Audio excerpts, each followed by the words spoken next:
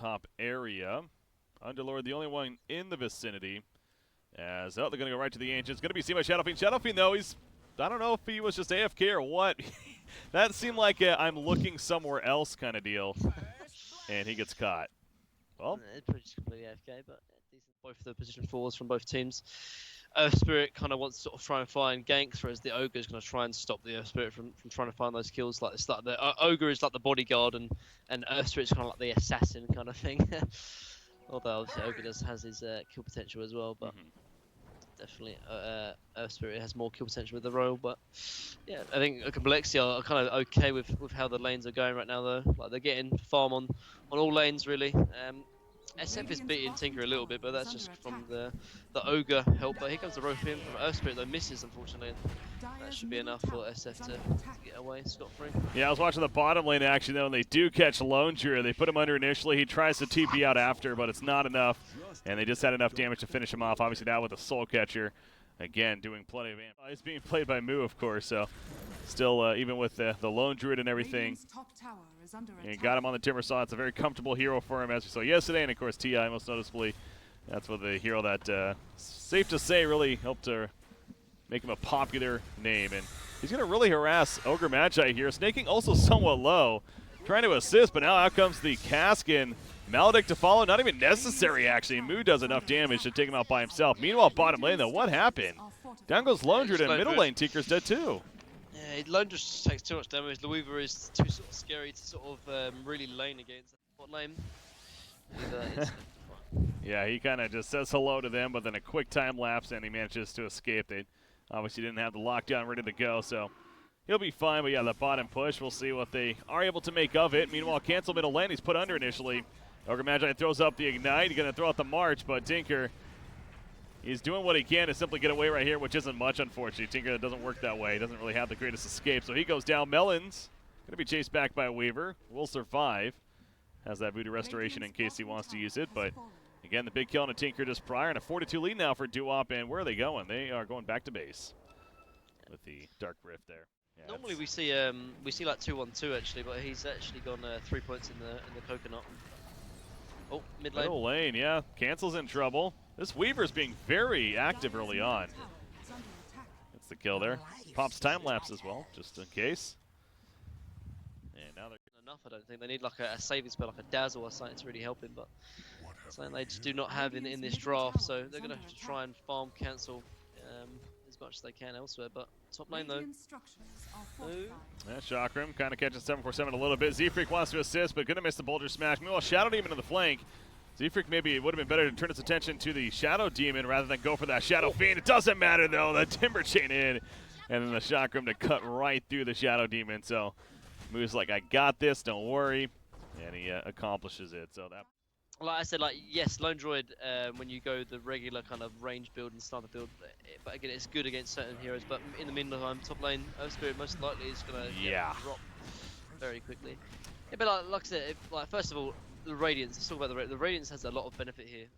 Form of Lone Droid, you're very squishy. But if you're in the true form here, I mean look at him. He's gonna be like nearly 2k HP. It's just a lot more hard to deal with heroes like Weaver. So yeah, I think honestly, I think this is kind of the build. And oh my god, DD on Weaver nearly just 2-shot the Earth Spirit. Yeah, he's still chasing actually. Yeah, the bug's on him. Shikuchi in. I don't know if Z-Freak's getting out of this. There we go. Double damage too much. Middle lane? No, they're fine. They're just pushing it out as Lone Druid makes his way here. But yeah, I'll say that we're about 1,200 away from it. So look at a timely. Oh, bottom lane. As you say this, not so timely anymore. Yeah, exactly. He gets killed. Every time I say something, the guy just dies. Well, they still going to be okay, but yeah, no, that's dying right there, slowing it down quite a bit. And now this bottom secondary tower going to be heavily pressured. Witch Doctor actually, no Pit of Malice just yet. It's going to be coming up right here. Got the root, and that's a dead Witch Doctor as well, most likely. One more auto attack. Dark Rift activated. They're going all for it. They do get the kill. Now Dark Rift will send them back, and there you go. So they're going to be fine. The chase is on now, trying to catch up to the Shadow Fiend. Don't think, well, maybe actually. Cancel does have a haste rune. Going to be wearing off right there. 747 though has a TP. Do they have any stopper? They do at the last second. The Boulder Smash comes through, and now Shadow Fiend is like, all right, Requiem of Souls time. That's not going to matter. They will pick him off. So good job by compLexity, at least chasing down the Shadow Fiend. and securing 1 kill right there. I think fair, but I mean, a position 3 hero to sort of that much committing onto an item, I don't think it's very good, to be honest. So I have to disagree with the Radiants in this game. Yeah. Obviously, it's good. There's a lot of talking on mid lane, bot lane. Yeah. Ogre's gonna go down, but like it's good against sort of squishy heroes like Witch Doctor. Obviously, can take a lot of damage, but I don't think it's worth it. And SD, oh, that disruption was definitely not worth it. Well, that was well played by Z-Freak right there, lining up that boulder smash too, on top of the Shadow Demon. Top lane actually, they're diving our Dark Rift, excuse me, out. And Underlord will be fine. Middle lane cancel. He's going to heal up a bit with those bottle charges. Weaver diving, though, and gets the kill, and then he time lapses out to safety once again. That Desolator doing work with that single target damage. Meanwhile, the BKB on his Shadow. No, that's not a BKB. What am I saying? I thought he had it for some reason. It's almost like he was glowing that gold, but no, he does not, and he easily goes down there as a result. Trying to TP out in time. Look at Moo go, man. He is just on fire. 17 charges now with the Bloodstone. He's might get another kill out of this. No, not enough damage. Doesn't connect with the Timber Chain as far as the damage goes. He's going to be purged, though, by Shadow Demon. Slowing him down. Again, this pretty significant Spirit Bear. Not usually lately with the Lone Druids, but this one definitely is. Has that Radiance. As they're going to dive here somewhat, Moo. He's thinking about making a play on an Ogre. Nice stun through from Z-Freak, and that should be a dead Ogre Magi as a result. The offensive earn. Shock Rim. There we go. Timber Chain. Oh, my God. He's still alive, actually. He's put under by the Shadow Demon, that is, with the disruption, and finally get it in the end, but survived a little longer than expected, maybe. But they're pushing mid now. This should be a tower kill on top of that. Again, the Bear. That's with the extra damage. Definitely sieging those bases pretty effectively as Underlord gets caught in the background by Timbersaw initially. Again, the follow from Z-Freak. And down goes Sneyking. So they're going to go to the base. They're already sieging. Force a buyback out of Underlord. What? Yeah, the advantage of the evasion that you get from it. There's no real right clicks, but one thing that is very important to note though is actually top lane Ogre's going to go down most likely. He's going to get caught out of position, and SF now is struggling against Timbersaw. Yeah. You're dead, and you got Timbersaw now. He's obviously got that reactive armor, tanked out. The Bloodstone 19 charges, puts the Eul Scepter on his Shadow Fiend. Here comes a follow-up. Shadow Demon in the background is picked off, and down goes Shadow Fiend. Shadow Fiend does have a buyback. They do take out Earth Spirit in the midst of it, but that is a 3-for-1 overall. Moo still wants more damage, more charges, and more kills. Sneyking pops the Shrine, and that means Moo will have to probably get back, if he can actually. He is being locked down by that Pit of Malice. Another Shrine used right there. They're using it all, but the top racks, while this whole time the Spirit Bear's just sitting on top of it, pounding it down. They do pick off the Witch Doctor in the background, but you see Timbersaw, he is still looking pretty good to go. Shadow Fiend staying dead throughout all this, despite having that buyback, and Moo, he'll just walk it off, throws the Eul Scepter out, and now he fully is going to retreat right. That obviously Lone Druid, as we saw in that last fight, I mean, he basically took out that top set of racks right there while Moo was distracting the whole team, and they also catch Ogre Magi now. Yet again, the Shock Rim out. He's not getting away from that. And another kill. Another Bloodstone charge for Moo.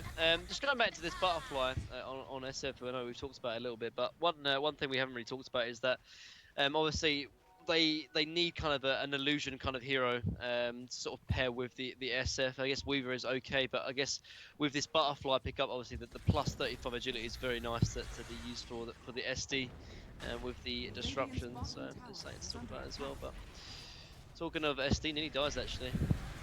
Bot lane does go down. Yeah, but Spirit Bear, exactly. He's just sieging the base while that distraction happens. Melons is going to fall. That was a very ambitious use of the Death Ward right there. He ends up dying shortly after, but might as well give it a try, I guess. But now you have Timbersaw. Shiva's healing, and that means he's going to live, but... Oh! Close, actually. Wait, would that do anything? What was he trying to do? Would the Eul's actually do anything? No, because... I say you're really low again. Sorry. Your mic keeps going in and out. It's hard to hear you sometimes. SD is dead. That he is. I think that the Dark Rift on Underlord works similar to sort of Conker's X marks. But here we go though. Ogre might be. Nope, they do follow in. Yeah, Ogre, he's dead right here. And he does, no, okay, he does have a buyback. Use it immediately, actually. Shadow Demon staying dead. Now, they do have a Shrine to use, so actually using it right there. So never mind, they do not anymore. BKB is on cooldown now for Shadow Fiend, so a chance for compLexity to really go cutthroat here. Pushing into the bottom base. Of course, the Spirit Bear leading the way And it's just so difficult to kill and deal with. Siege in that melee racks very effectively. Timbersaw on the background, the shotgun comes out. Underlord forced to fall back, barely alive himself. And that's also going to be the range racks on top. So compLexity really pushing into the base of Doo-Wop now, and it just doesn't feel like they can do much about it once again. Ogre will get picked off. This time he's not buying back as Tinker lasers him down. The Maledict currently on Shadow Fiend, chasing back cancel, but again, Moo jumps back in, and now Shadow Demon having to deal with him as a death ward from a distance, just killing some illusions, it seems like. But Shadow Demon now picked off, and again, he doesn't have a buyback. Weaver locked down, Weaver's dead, and he with no buyback. GG, well played. That will officially do it in favor of compLexity. So they're going to take game 2 and at least split the series here against Definitely, and I think there's only one hero or one player that stands out for me really is Moo. Just played so fantastic on that Timbersaw, like had such a great sort of laning phase, obviously.